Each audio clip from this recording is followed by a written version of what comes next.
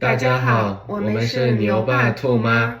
2025年初呢，70岁的比尔盖茨出了自传3部曲的第一本书《Source Code》源代码，里面很大部分的篇幅是讲从小到大他的家庭和学校对他产生的影响。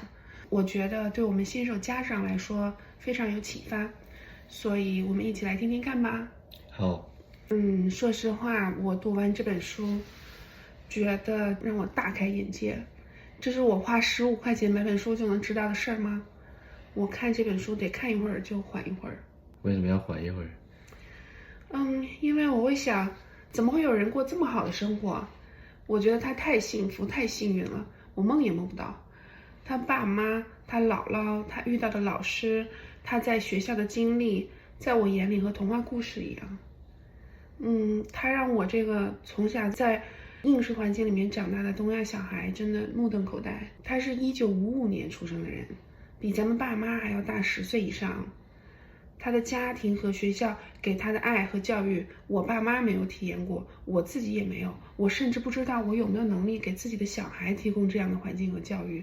这个想法让我觉得很伤感，所以我读一会儿就得缓一缓。你有什么具体的例子吗？非常多，随便举一个例子哈。如果你小学5年级，学校的语言专家跟你爸妈说你是个智障，建议你留一级，你爸妈会怎么做？啥意思啊？为什么比尔盖茨是智障？听起来不太对吧？就是原文就是这么说的，智障 retarded。另一个例子，如果你小学4年级回家跟你爸妈说我想带个人体器官到学校做 show and tell，你爸妈会怎么做？哪有人体器官的？应该做不了什么吧？我觉得以我对我成长环境的了解，我觉得大部分家庭都会骂小孩吧，你怎么这么调皮捣蛋呢？你怎么就想搞破坏呢？那要是东北家庭，说不定还会被说，你看我像不像人体器官？哦，那我倒没经历过。盖茨的爸爸就去屠宰场给他买了一个牛肺，比尔盖茨就带去学校给同学展示，还把人家一个小女孩当场吓晕过去了，他也没有受到任何批评。你不是说人体器官，是人体器官吗？他没有人体器官，他爸爸就说，那我们搞不到人体器官，我们可以去屠宰场看看有没有什么替代品。你猜比尔盖茨小时候是什么样的小孩？什么样的我不知道，但我猜他肯定和别的小孩不太一样。为什么？因为我感觉像这种成功的企业家，小时候应该都非常有自己的想法，肯定跟一般的孩子不一样。他有一个大他21个月的姐姐，他的姐姐呢是 rule follower， 很听大人的话，和小朋友们也相处得很好，从小成绩就很好。他就是完全相反。他3岁上 preschool 第1年的时候，学校给他的评语是，他妈妈开学前就告诉我们，他和姐姐非常不一样。我们完全赞成他这个结论。他看起来完全不在乎学校的任何活动，他不想学怎么用剪刀剪东西，不想学自己穿衣服。他姐姐回忆当年对学校最初的记忆就是他得把弟弟按在地上帮弟弟穿衣服拉拉链儿。然后等他4岁了，在学校第2年的时候，学校给他的评语是他精力过剩，会攻击别的小朋友，很叛逆，不合群，总是不高兴，非常情绪化，就喜欢自己在那儿唱歌和发呆。那挺难搞的。还不止哦，他另一个显著特点是他会不停地晃，坐着晃，站着晃，只要他的脑袋在思考，他就会晃起来，就像是他的身体在给大脑打节拍。他说直到他现在70岁了还是这样。那肯定他要在国内就挨揍了。比尔盖茨说，如果他小时候是生活在现在，肯定会被诊断成自闭症的。那也太可怜了。我觉得诊断成自闭症孩子的遭遇都不怎么样，感觉。对啊，自闭症的孩子在很多方面是超乎常人的，只是他在学校受到遭遇可能会比较惨。那我想听听他的经历是怎么样的呢？我看到这里的时候，可能我已经走火入魔了。第一反应是，比尔盖茨，你这样是申请不到私校的。因为现在我们家妞妞也是4岁，我们今年正在给她申请私校。你家庭背景差不多的情况，私校在筛选4岁小孩的时候，就是看这个小孩能不能听老师的指令，能不能配合课堂的活动，能不能和别的小朋友和平相处。对，这个申请私校的过程其实是很磨人的，我的内心也是很焦虑的。看到这里的时候有一点释然，因为比尔盖茨都没办法通过面试。他爸妈呢很早就意识到他和别的小孩是不一样的，他们花了很多精力，试了很多方法，经历了很多的挣扎，才摸索出应该怎么对待他。等比尔盖茨长大以后，他回看才意识到他爸妈的方式深深塑造了他。我觉得这个部分非常值得我们思考。他爸妈是什么样的人呢？做了什么呢？先一点背景知识，他的妈妈可以说是超级白富美，他妈妈的爷爷是白手起家的银行家，15岁的时候辍学去给银行家挖地下室，挖了2个月以后被这个银行家赏识，获得了一份银行的工作。经历了大萧条还有投资失败以后呢，蛰伏了很多年，最后开了自己的银行，非常成功，做过大型银行的董事长、美联储的董事、市长、州议员、校董，总之就是又有钱又有影响力，不是一般人。他妈妈的爸爸呢，也接班做了银行家。他妈妈的爸爸妈妈是在华盛顿大学读书的时候认识的，那个时候是1920年左右。1920年，比尔盖茨的姥姥就读大学。你知道美国啥时候女性才有投票权的吗？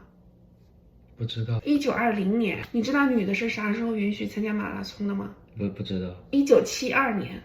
所以1920年能上大学的女性绝对不是一般人。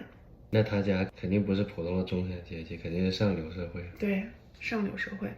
比尔盖茨的妈妈从小的生活就是周日是家庭野餐聚会，夏天呢就是在爷爷的海边度假屋。他各项体育运动都很擅长，社交能力特别强。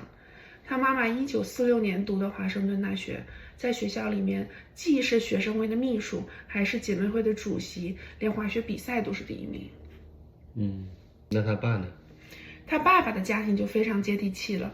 他爸爸老家是西雅图附近一个到处都是酒鬼和赌鬼的小镇。比尔盖茨的爷爷从太爷爷那里继承了一间家具店。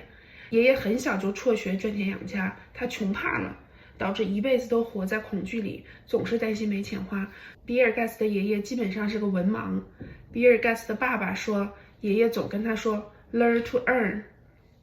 原文用很鄙视的口气写说，在爷爷的眼里，教育的全部意义就是去获取赚钱的技能。爸爸非常看不上爷爷这一点。看到这的时候，我深深吸了一口气。我想问你，教育除了培养赚钱的技能还有什么用？还可以培养你的品质 character building 那些东西。但我是觉得他爸这么想也不对吧。他爷爷可能是个文盲，但他可能认知就到那儿了，这就是他理解的教育的意义。那他给你创造了这个生活，你才有。不是爷爷创造的，是爸爸自己争取的，爸爸靠自己的。我倒吸一口气的原因是因为这就是流淌在咱老中血脉里的逻辑吧。努力学习就是为了上个好大学，上个好大学就是为了找个好工作，然后结婚生孩子，让孩子努力学习，这不就是 learn to earn 吗？我不是抬杠，但我觉得这个其实也并不差，虽然听起来很迂腐，但是我觉得你刚说的那东西并不差。所以我们没有办法回答教育除了培养赚钱的技能还有什么用这个问题。教育是让你理解这个世界是怎么运行的。比如说从科学的角度来讲，你理解了这个世界的运行规则，你可以再进一步的去探索这个世界的规则。从和人相处社会的角度来讲，你理解了这个社会的运行规则，你也可以在这个社会上运用这些规则。爷爷给爸爸的规划就是让他继承家具店，但是爸爸很有自己的想法，去读了华盛顿大学。大一结束的时候是1944年，他爸爸被征召入伍参加2战了。等他爸爸从军官学校培训好了要上战场的时候，日本已经投降了。然后他爸爸就回来继续上大学，在大学的学生会里遇到了他妈妈，相恋了。他爸爸毕业时拿到了本科学位，还有了法学学位。他妈妈是本科教育学位。结婚以后呢，回到爸爸的老家工作了2年。爸爸做律师，妈妈做初中老师。过了2年呢，他们搬去了北西雅图的一个富人区。书里讲了一封他妈妈婚前写给爸爸的信，就说 We both want the same, all the success in the world that can be gotten honestly and fairly。 就是说他们2个追求的是一样的，追求的是世界上通过诚实和公正能获取的最大的成功。这是不是你刚说的那个？我看到这就笑了，因为这个和咱们理想世界的想法是很像的。牛牛出生的时候，我们给他起的中文名字是丰廉，丰收的丰，公正廉明的廉。寓意就是正直的前提下获得最好的生活，对吧？但是因为廉和我妈妈的名字同音，我妈反对，觉得不知道破了哪里的规矩，所以最后还是没有用这个字。想起来又生气是吧？比尔盖茨出生在这样一个家庭，他肯定是按照精英来培养的呀。对呀，他说他的妈妈对自己的家庭应该长什么样有非常宏伟的愿景，在这个愿景里，她老公是肯定会变成很成功的人，自己呢是好妻子好妈妈的同时也事业有成，自己的孩子呢成绩体育社交都是一流的，像他自己一样。盖茨觉得他妈妈是把肯尼迪家族当作样板的，肯尼迪家族在当年就代表着成功、体面、有影响力。我其实挺好奇，他到底觉得他妈是管他太多了，还是觉得他妈好还是不好？都有。但是我觉得听起来就是特别严苛，太严苛了吧？都有。一方面他非常的为他妈妈而骄傲，我们下一集会讲他的父母怎么在社交上培养他的，在那里讲了很多他的父母，可以看出来他对他的爸爸妈妈都非常非常之骄傲。同时确实是他和他的妈妈有非常之多之冲突。这一期我们其实就是在讲他的爸妈是如何做到慢慢接纳他的过程。我好奇就是这样，他在学校啥话都不听，他在家里不得跟他妈干起来？对，他妈是怎么改变去接受他的？这个其实是要讲清楚的。对，任何事情他妈妈都有自己的标准，比如他妈妈会把表调快8分钟，那是妈妈时间。无论是铺床、打扫房间、穿衣服都有要求，你绝对不可以不铺床、不梳头，衣服皱巴巴的出门。你吃饭的时候胳膊不可以放在桌子上，你番茄酱的瓶子都不能放在餐桌上，因为呢调味品一定要分装到带小勺子的小碟子里，不然你就是很没有品味。就是整本书里面的配图，我有发现比尔盖茨他全部都是穿的有领子的衣服，即使他爬山或者是露营或者是体育比赛，他穿的都是有领子的衣服，裤子好像也没有见到运动裤。他就算升不上私校，他家里也是按照那种私校来培养，他的生活就是那样。这不是按照培养，这就是他们的日常。他爸爸妈妈呢会在开学前请老师来家里吃饭，他和他姐姐都觉得超级尴尬。小学2年级，他妈妈和姥姥带他们去公路旅行。出发前，他妈妈会给每个小孩准备一个旅行日志，每天2页，他们要记下来他们今天的经历和感受，每天会经历过哪几个城市，这个城市的天气、人口、历史遗迹和景点、物产、地形，所有的一切。妈妈之后还会用红笔批改语法和拼写。妈妈在开车的时候，姥姥就在旁边给他俩读书。这个要是放在中国的家庭，早就被喷死了。他爸妈还会给成绩明码标价，一个 A 可以值25美分，全 A 就可以任选一家你喜欢的餐厅去吃饭。每次都是他姐姐全 A， 他跟着蹭饭。你刚讲的那2分钟差不多有10个 flag， 就是全是小红书上喷的。你说你看是不是？成绩还可以明码标价，这个就是 flag。然后前面还有什么寓教于乐，人家好玩的开开心心的，还要写日志，这种就是不给孩子喘息时间呀。这些都是 flag， 我随便举了。妈妈这一套对姐姐很适用，但是对比尔盖茨就没那么适配了。他各方面都算不上所谓优秀的小孩，更不可能达到他妈妈对优秀的标准。他上小学1、2年级的时候，他不喜欢上学，觉得学校太慢了，太无聊了。他也没办法融入别的小孩，他是班级里面年纪几乎最小的，长得又瘦小，声音又尖细，身体还一直晃，他就是很怪的小孩。那个时候他特别喜欢看书，他无时无刻不在看书。放学以后呢，姥姥就会载他去图书馆借书还书。他最喜欢的书是《世界百科全书》， 9岁的时候就把全部的20卷都读完了。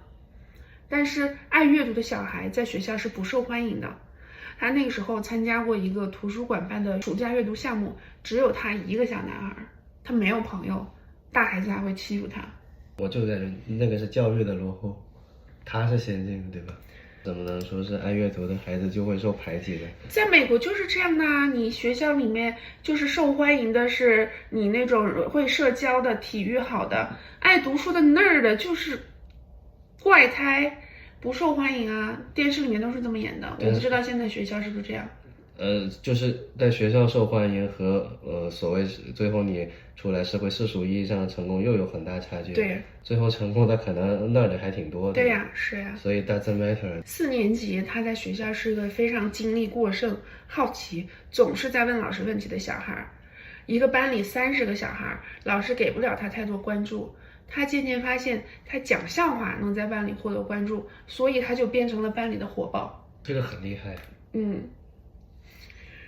他是一个非常有逻辑的小孩，他常常会觉得很多规则不合逻辑，比如他就不能理解为什么要上书法课，他觉得写字就是为了传递想法，谁在乎写的好不好看呢？还有呢，给成绩的时候，他们是以 A、B、C 来打分，成绩好就是 A， 差就是 C， 同时呢，还要再加上努力程度，1就是最努力，3就是完全没努力。所以 A1 被认为是最高标准，但是比尔盖茨就没办法接受，他觉得 A3 才是最好的成绩，因为你没努力就拿到 A， 才证明你聪明，你厉害啊。所以他会跟老师说，老师你要给我 A3， 老师就觉得你在搞笑。就你听起来这个学校对他来说都是起负面作用。也不完全是，你继续听。也是这个时期开始了咱们开头的那一幕，学校 show and tell 的时候，别人都带什么乐器啊、旅游纪念品啊，但他觉得不够酷，没有教育意义。他想带个很酷、很有教育意义的东西去学校，他就想带个人体器官，那很明显不可能啊，他就去咨询他爸爸，爸爸就说走，咱们去屠宰场找个动物器官好了。于是他就带着一个牛肺去学校了。他在学校按压那个肺，给大家展示空气被吸进去又呼出来。班里一个小女孩看到就昏过去了。还有人说她是信教的，因为宗教原因厌恶这个肺。他就觉得为啥呀？信教的人的肺和别人的肺也是一样的啊，跟牛的肺也差不多啊。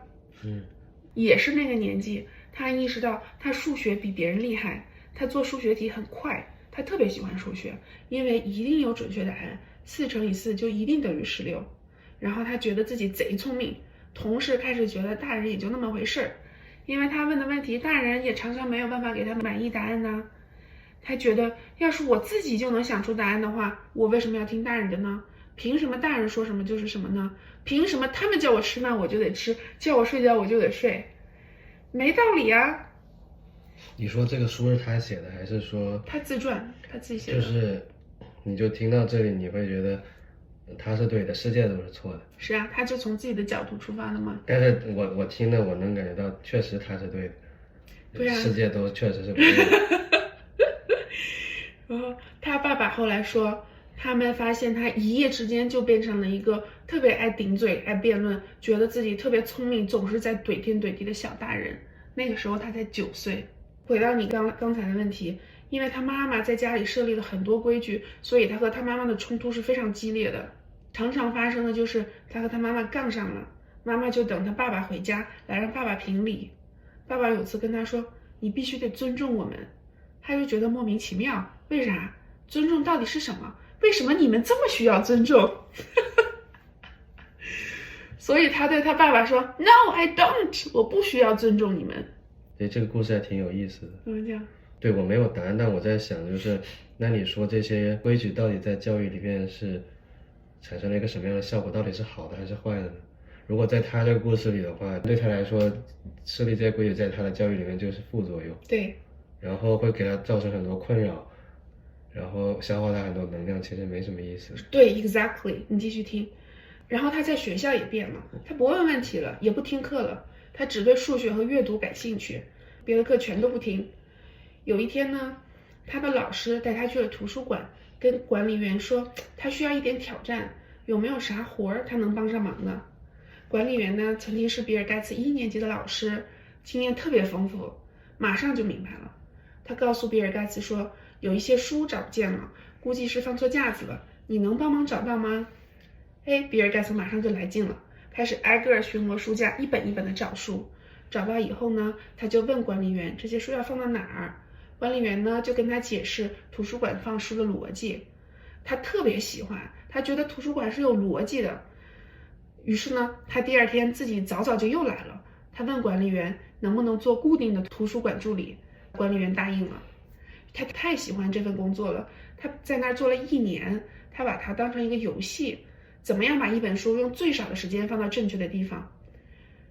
管理员呢也特别爱夸他，常常说，要是没有你这个侦探，我真不知道怎么找到那本书。小比尔呢特别受用，觉得自己特别重要，帮了学校大忙。结果有一天呢，他爸妈告诉他们，妈妈怀孕了，家里不够住了，要盖一个新房子，很快就要搬走换学校了。这对比尔的打击非常大，他非常反对，他就说啊，我在图书馆有份工作啊，没有我谁能找见那些书呢？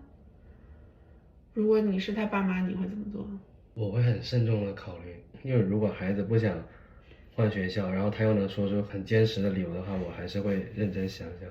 可是你们家就是不够住了呀，你们就是要换个大房子那我能在家里附近买个对，就是离家里很近，1-2 mile，他们在那边还有块地，要在那里盖房子了，很近，但是得换学校，是个更富的富人区。那可能就没什么办法。对呀，妈妈就说我们邀请管理员来家里吃顿晚饭，感谢他吧。妈妈写了一封很正式的邀请信，比尔第二天呢拿给了管理员。管理员吃饭的时候安慰比尔说，你可以在新学校也做图书管理员助理啊。但是他去了新学校以后，人家图书管理员说不需要助理。这个时候如果你是他爸妈，你会怎么做？我会很焦虑。他爸妈就让他回到原来的学校读完4年级，再去了新学校。那就是可以回去的嘛，那你直接回去读就算了嘛。那肯定很麻烦啊。从这里看，他们父母还是很为他考量的，很慎重考虑，就是可以给你一些时间去适应一下这个节奏，对吧？并没有特别逼他，也没有羞辱他吧。我觉得我读到这些的时候，我可能你没有生活在一个被羞辱的环境里吧。我觉得我在很多场景，我都会想象到，如果是我的话，我会被说，就说你怎么这么不懂事，你为什么做不到？可能你没有过这种经历吧。5年级转去新小学以后呢，比尔盖茨想办法融入。他一个转学生，又瘦小，声音还尖尖的，又是个书呆子，他就琢磨他得靠他的老法宝搞笑融入。所以呢，他又变成了班里的活宝。他总在老师讲课的时候接话茬讲笑话，他总在最后1分钟写作业，生怕别人发现他用功读书。因为他的声音很尖细，学校就请语言专家帮他纠正，他每周都得去几次。结果这个专家告诉他爸妈他是智障，原文就是 retarded， 建议他留级1年。这个时候如果你是他爸妈，你会怎么做？那我就扯淡了。反正他爸妈没听。然后呢，1年前还有老师推荐他跳级1年。比尔盖茨就觉得你们这些所谓的专家都这没谱，那他为什么要管他们说什么呢？这个时候比尔盖茨10岁了，越来越觉得大人也就那么回事儿，没必要遵循他们的规则。所以他的房间贼乱，到处都是书和衣服，这他妈咋能受得了呢？他妈妈就会把他扔在地上的衣服没收，想穿的话就用25美分买回来。你猜比尔盖茨怎么应对的？不知道，你说。就是不穿啊，少穿啊。我也给他没收。你也会没收？你刚刚不是反对这些规则吗？对，所以我刚刚没有想明白的问题是，哪些规则在教育里面是有益处的，哪些是有反作用的。但我觉得不收衣服这个就不太好了，我也给他没收，这个我觉得是有好处的。我不知道，我不予置评。他每天呢就是待在房间里读书或者思考，比如呢他会非常好奇为啥会有声音呢？等他读到一篇文章解释声音是振动产生的能量，他就特别兴奋，他写了一篇声音是什么的论文，结果老师呢，因为他页边没留过空白，给他打了低分。他觉得简直是太离谱了，我有那么多要写的内容，谁他妈在乎页边句呀？他呢还是沉迷数学，5年级的他就会和7年级的姐姐一起写数学作业。他也沉迷和姥姥打牌，他姥姥打牌特别厉害。你小时候也打牌？想方设法赢过姥姥。他书里很大的篇幅都是讲姥姥怎么陪伴他的，他爸妈都很忙，姥姥呢就承担了很大的陪伴他和照顾他的责任。姥姥呢永远支持他，鼓励他。妈妈很严格，但是姥姥给了他很多的支持和关爱。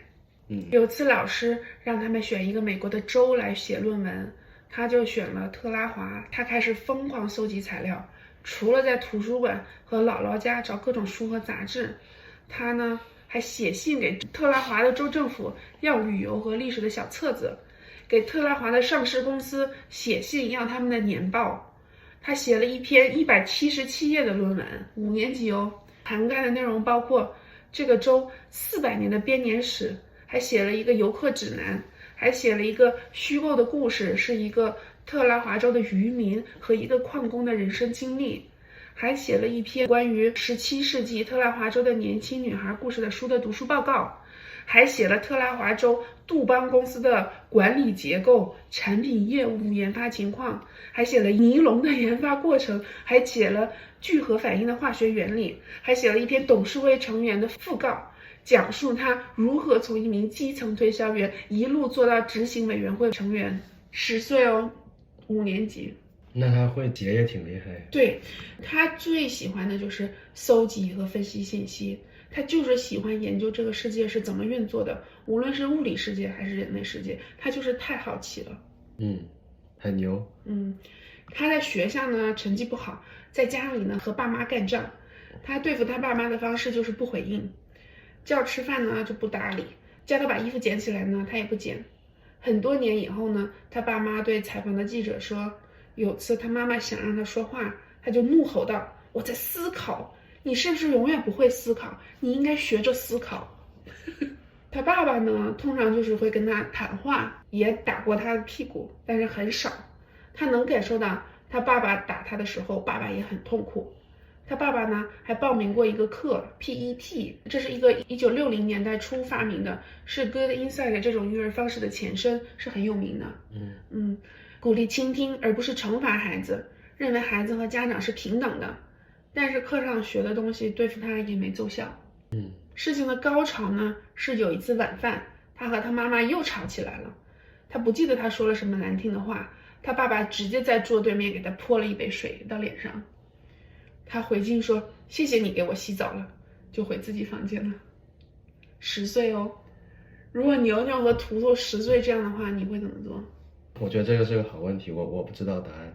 这就是比尔盖茨爸妈厉害的地方了，也是比尔盖茨非常幸运的地方。他爸妈呢，给他找了一个心理医生，那是1965年，现在2025年了，咱也没想到这个答案，对不对？每个周六早上送他去这个心理医生那里聊1个小时。比尔盖茨对这个医生的评价非常高，他特别喜欢他，因为医生从来不会告诉他你应该怎么想，你这样想是错的还是对的。